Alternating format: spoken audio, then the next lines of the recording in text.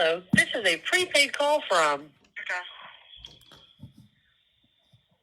an inmate at the Tennessee Department of Corrections, West Tennessee State Penitentiary. To your current about $14.12. This call is from a correction facility and is subject to monitoring and recording. Thank you for using GTL. Hey, sorry about that. Yeah, sorry. Don't let anybody get my pay. Huh? I'm sorry. Hi. Hey, sorry. Ironically enough, Steven was trying to call when you were trying to call. That's why your call wasn't going through. So I had to reject his calls and try to get you. Yeah. So, but I'll take his calls tomorrow if he does call tomorrow because I want to get him on here sooner than later. But yeah, we're on live right now. Wait, can you? Okay, I was making sure you could hear me. I had my phone muted. Hi, Erica. Can you hear us? I'm Amy. I'm sorry. I'm Amy. All right, I'm here. Okay. So, Andrew, introduce. Okay, so Erica, can you introduce yourself and give us a brief background on the case as much as you know? My name is Erika Castro-Miles, and I'm the co-defender of the Steven Wiggins case in Dickson County, Tennessee. How am I going to do this? Sorry. Wait, are you doing any kind of appeals or anything like that? So I don't want you to get yourself in trouble. On May 30th of 2018. 2018. And the way it happened was we were parked with a flat tire. We didn't get pulled over like a lot of people think or keep saying that we were pulled over. We actually had a flat tire. And we were living out of my vehicle. And it happened early morning. I'm not sure what time that it happened on the 30th. I know it happened early morning. Sergeant Daniel Baker pulled up in front of us. And from what I've read was that it was reported as a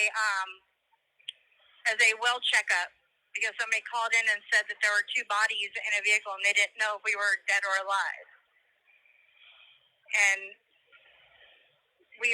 I woke up to him pulling up, not knowing where we were, and he walked up to the vehicle. Well, first I got out of the vehicle. That's the beginning part of it all. Is I did get out of the vehicle, and I was walking towards him, and he told me to get back into the vehicle. And from what I remember, it was he came over to the driver's side to where Steven was sitting at, and the window was cracked, and Steven kept on telling him that the door wouldn't open, and it just escalated from there. And he went around the back end of the car, ran my place, but came back stolen, and he came up and asked for ID. And all you hear of me on the body cam is that I didn't have my ID. I just had my social security card number. I didn't know where my ID was. It was somewhere in the car. I don't know what seat it was under or where it was at. And he told Steven that he was going to go around to my side and open the door so that way Steven to let me out so Steven could climb over. And when he got to my side, Steven shot out the passenger side window, pushed me back, and then got out, and I don't know how many times he shot, and then came back and told me that he was sorry, that he loved me, and that I needed to run and not look back.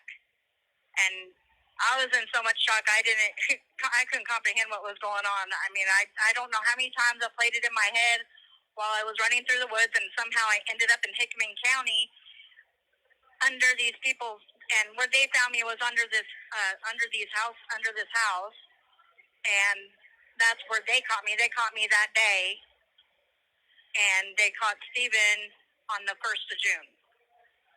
That's the short version of what happened. Now, Steven could probably get into more detail, I can't because my memory is, I mean, I was in so much shock. I didn't know what was really going on around me, what was happening. I'd never been in a situation like that before.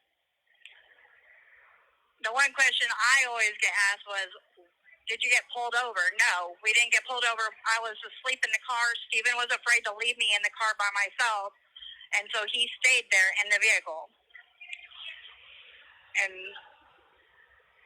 on my terms, I wish he would have just left me in the vehicle and took off, because this would have never happened. This wasn't something that was planned out. It was never planned out. This was not something that he had wanted to do. And if people knew Steven, they would know he's a big, lovable teddy bear. He's a friendly giant. He just wants everybody to be happy and at peace. So you guys were in a stolen vehicle? Or just the plates were stolen? I'm sorry, do what? Andrew? Can you say that again? I can't hear that. I'm sorry. Oh, I was saying, so you were in a stolen vehicle or just had stolen plates? No, it was my car, and what happened was the night before, on the night of the 28th of May, it was the morning of the 29th, and it's like, it all came into one thing. It was my car. The hotel clerk reported my car stolen because I got out of a hotel room naked. Steve and I we were having a disagreement, I guess you can say, and I ran out naked and he took off with my car. And so the hotel clerk reported my car stolen. And I didn't have a chance to call the police department back and let them know I got my car back, so it was in the computer as a stolen vehicle. Oh, okay. Yeah, it all confided into one thing, because me running out of a hotel room happened in Kingston Springs, and the Cheatham County Police Department took that report. It's a whole different case, a whole different thing, but they had split it all together. So they split the Kingston Springs case with the Dickson County case, the Cheatham County with Dickson County. They just put it all together, so it looks like the car that we stole the car. No, the car was registered and titled in my name. I just never called the Cheatham County Police Department to let them know that I got my property back. Okay. Andrew? So, Erika, do you feel comfortable talking about why this murder happened, like about the dope and everything like that? Yeah, I mean, I have nothing to hide. And in full honesty, I have nothing to hide. I mean, my family and everybody knows about the dope, that we were high. I mean, there's no way to get around that. I was coming down. He was staying high to make sure I was safe, and that, and yeah, the drugs did play a big part of it. If drugs alters anybody's personality.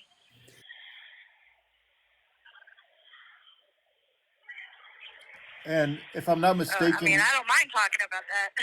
And if I'm not mistaken, during the interview I did with him, didn't he say he had a lot of dope on him, and that's why he didn't want to get out of the vehicle or something like that, because he didn't want to get arrested and go to prison for having so much dope on him?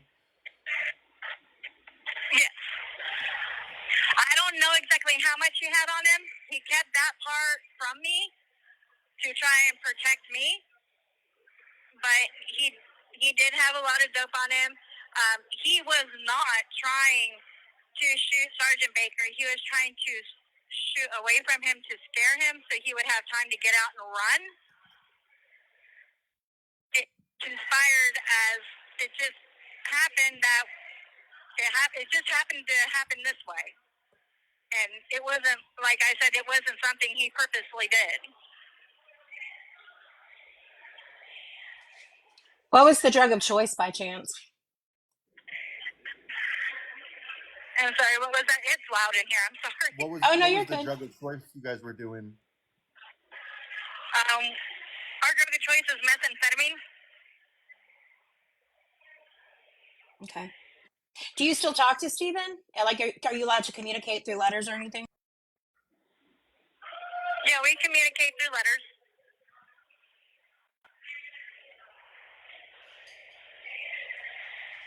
Sorry, Andrew. My dogs are about to bark because my son's pulling up. But you keep talking. Oh, okay, it's okay. It's okay. So have you spoken to Steven about what transpired and how he feels, how you feel? Do you have any ill feelings toward him? I've written him, and told him, I don't want him to think that I'm angry with him. I mean, the first 3 years that I was locked up, because I was on max at DGRC for 3.5 years, I was mad in the beginning. I was very mad and angry. I was hurt. My heart was broken. I just, I was very, I don't know, angry is not a really good word for it. Just, I just didn't care what happened to him. But after a lot of therapy and a lot of talk and a lot of meditation, I can't do my time and be angry with him. I do forgive him for putting me in this situation. I forgive him with all that I am for putting me in this situation and for taking me away from my kids and my grandbabies, because I know that that's not him. That's not who he is. If it was any other day, it's not in him to be that kind of person. He's a lovable person, and my feelings are, I love him. I can't say anything else, but I do love him, and I do forgive him, and I know he didn't mean for this to happen, and he would do anything to make sure that I'm safe and to make sure the kids are safe and everything, but it would never come down to something like this. Hey, what was your exact charge? My last charge? What were you convicted for? My original charge was first-degree premeditated murder. I took a plea deal, and they dropped it down to second-degree murder. Okay, and you got 15 years, you said? I have 15 out of 100. Okay. How long have you been in since when? How long have I been in? Yeah. Yes. This year will make May 30th, which just passed, was 6 years. I'm on my 7th year. And you have to serve 100% of the time, correct? No good time or anything like that? Well, it's 100%, but really it's only 85%, so I have to serve at least 11 to 12 years of my time. As of right now, I have no bad days. I have no write-ups or anything. I'm going to school right now I'm in ABO 3, which is like the beginning stages of high set of the GED program to find out where I need work and to place me. I don't have my high school diploma, and in order to get out of this class, you have to pass. So that's a big plus for me because I would have already left already. But yeah,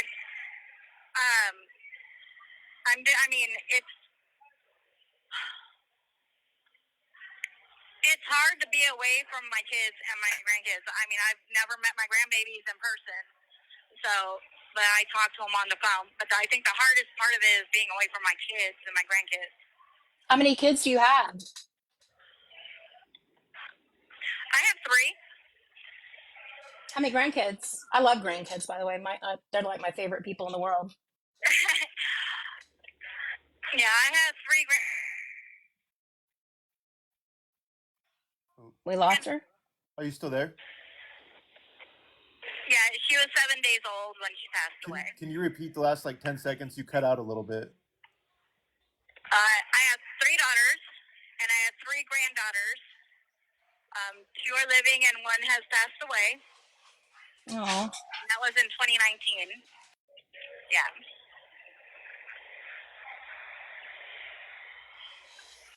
So you were charged under accomplice liability, right? On a what? You were charged under accomplice liability, correct? It says on my paperwork, it doesn't say anything about that. It just says second-degree murder. Okay.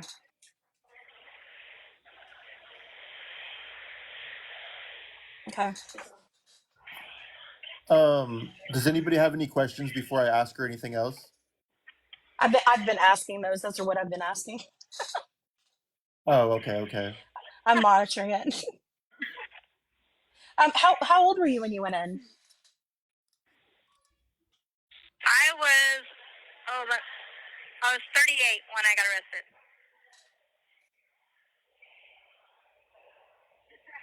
Still young. And this is the first time I've ever been to prison. And the last, right? Yeah, it's the last. Will never happen again. I mean, I'm not going to lie. I've met a lot of amazing people in here, a lot of amazing women in here. And they're just, and to be completely honest, the ones that, and a lot of them are very they encourage me and come up to me and tell me that man, you're doing your time like a rock star. You're not angry. You always have a smile on your face. And when you're having a bad day, you just go to your room and you stay away from everybody. It's like, you're just always happy. I'm not going to be miserable, and I'm not going to let my time do me. I'm going to do my time the way I want to do it.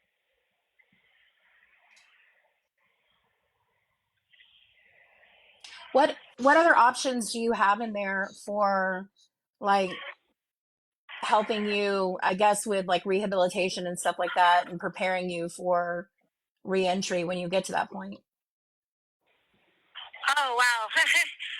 There's a lot of things in here that we can do to re-enter society.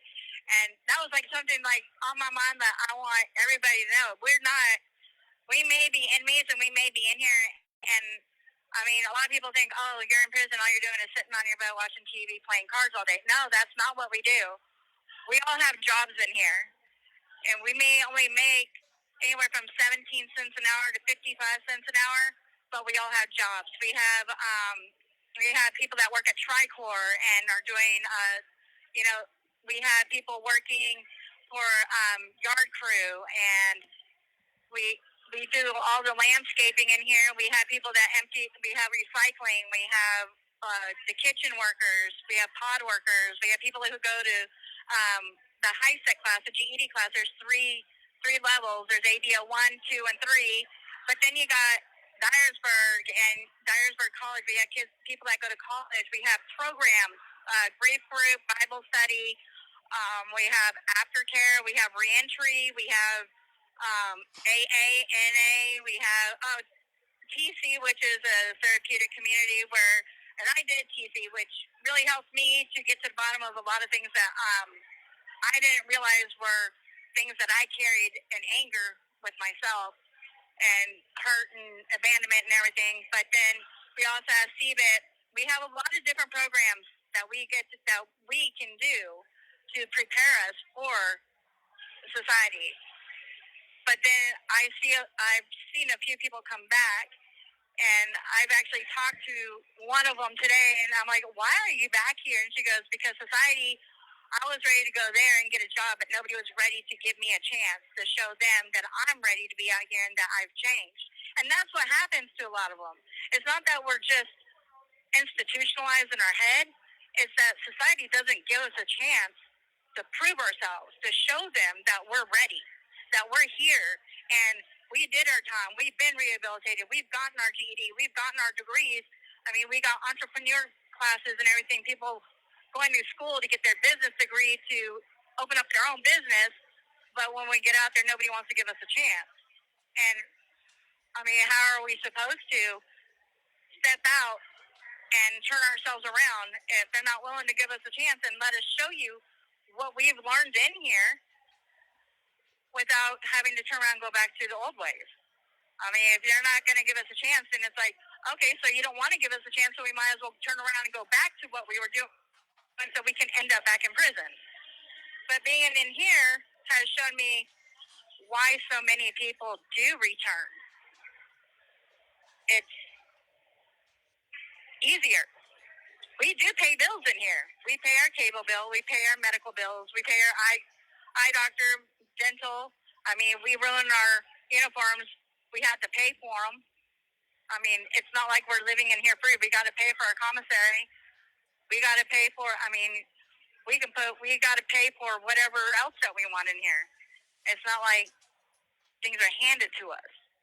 The only thing handed to us is toilet paper, tampons. That's it. But other than that, we have to work for everything, and we have to pay for everything. So we're not just sitting here doing nothing. We actually do get up at 6 o'clock in the morning when the doors are unlocked, and that's when our day starts, is at 6:30 when the doors open. Our day starts then, and then we can't be out of our uniform until after 4 o'clock. So we're all busy doing something, school, programs, work, whatever we got programmed, whatever we got scheduled, we got to do that. I mean, to me, it feels unfair that society's already judged us and hasn't given us a chance. Before we even set foot outside that gate, we're already judged and already determined to fail. I will I don't know. I wonder how much of that has to do with the area that you're in, because I've been working with some people out of Ohio and the stuff, like I've been following along like with their stuff, and they have a lot of issues with collateral sanctions that people face once they get out of prison. But there are other communities that seem to be um, more open, and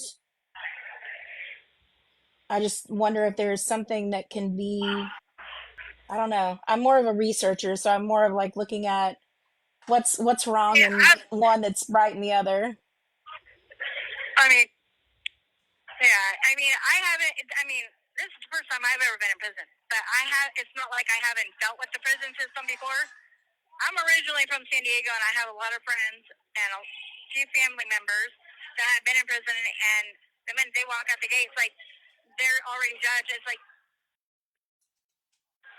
the one to be there for everybody else, if that makes sense. I'm always the one to give everybody the chance that they need and help them out. And now that I'm in here, nobody's helping me out. I do what I can do to get by, if that makes any sense. It's like, but that's okay. I'm okay with that, because that's just building my self-esteem and my self-pride to show them, look, I can do this. But it's when I get out, my biggest fear of getting out is that I'm already judged and I'm already get talked. So, do you, It's like, what am what's I your going to do support? with that? Oh, sorry, you cut out, so I thought you were done. What is your support system like? No, you're okay. Go ahead. No, I was just wondering what your What? support system is like. What's the prison system like? No, No. what's your support system like in Oh, there? Lord. What's my support system like? Yeah. I have my middle daughter and my youngest daughter. My best friend back home and his wife. And I even have Steven and his mom, and I have Andrew. I mean, I don't really have a big support. You cut out again. I don't really have a big support system like I did before I got sentenced, but it's big enough for me. My support system in here, gosh, I have a awesome support system in here, inside here. Like I said, I've met a bunch of amazing people in here, and a lot of them, they support me in everything. They encourage me to go to school. Like I really don't want to get this. I don't want to get my GED, but they've encouraged me to go. Oh, we'll tutor you. And I got a few friends back home that every once in a while they'll email me on the kiosks and everything, and it's a good one, and it's a real one. That's good. Um, One of the questions was wants to know if you have remorse and um, how you think the victim's family feels. Have you been able to talk to them? I know some I states are definitely doing have. like that No, restorative justice. no, I haven't been able to talk to them. I do have a lot of remorse. I regret everything. I regret not going and helping Sergeant Baker. Um, I have, I've always told myself, I wish he would have shot me. I wish it would have been me and not him. I've already lived my life. I raised my kids. My kids are adults. I've said that from the get go. Why didn't he just shoot me and then go? Why didn't he just let me go? Why couldn't he have just shot me? If he would have shot me if he would have just left me, then why didn't he leave the night before? I have played this in my head so many times that every time that I've played it, it was me. And that's only, I don't know how else to put it. I mean, I would have, 3 families, but, I'm sorry, someone's calling my name. But yeah, no, I have so much sympathy and remorse and regret, and I pray about it every night. I go to church every Thursday, and, it's one of the biggest things, like, when the beginning of church, do we have any prayer requests? I always put the Baker family in my prayers and always ask them to pray for them that, it's not something you can get over. It's not, and I'll never get over it.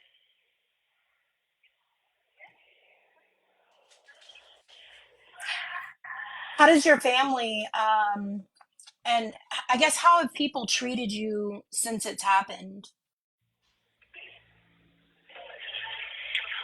Um,